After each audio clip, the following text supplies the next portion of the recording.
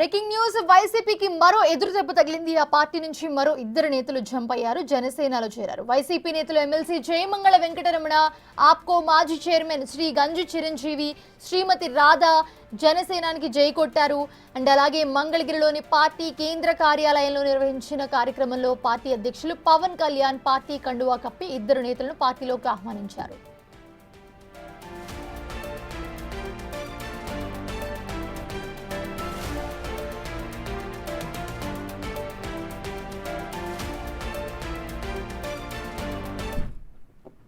కొల్లేరు కోసమే కొల్లేరు ప్రజలు రైతాంగం శివారు భూములు ఉండడం రైతాంగం కోసం వందల కోట్ల ఆస్తి సంపాదించాల్సిన వాడిని రాజకీయంలోకి వచ్చి కొల్లేరు ప్రజలకు కూడా న్యాయం జరగాలి.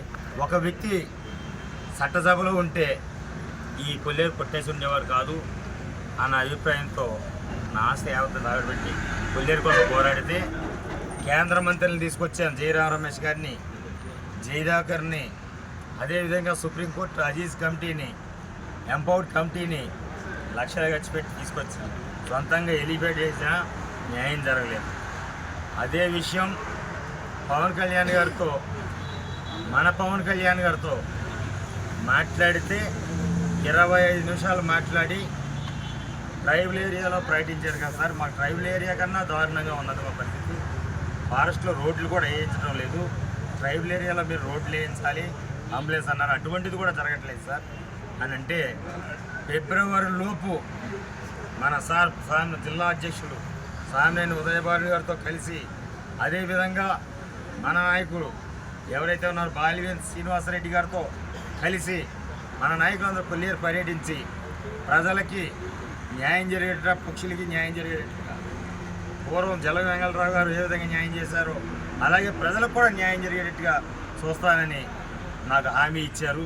నాకు నిజంగా పవన్ కళ్యాణ్ చూస్తే కొల్లేరు ప్రజలకి, శివారు ప్రాంతంలో మా నియోజకవర్గంలో ఉన్న రైతాంగానికి, వ్యవసాయ రైతాంగానికి, చేపల రైతాంగానికి న్యాయం జరిగిద్దని నేను హృదయపూర్వకంగా నమ్మి ఆయనకి మరీ నా కోసం 30 నిమిషాలు, అందరికీ 2-3 నిమిషాలు ఇచ్చిన 30 నిమిషాలు నాతో మాట్లాడడం అంటే నా హృదయం ఇప్పటికే, ఆయన ఒక పోలీస్ ఆఫీసర్ కొడుకు, నేను ఒక ఆర్మీ ఆఫీసర్ కొడుకుని అనుకుంటే అత్తుకుని నాకు ఈరోజు నాకు అనిపించింది సొంత అన్నన్న తప్పుకున్నట్లు అనిపించింది.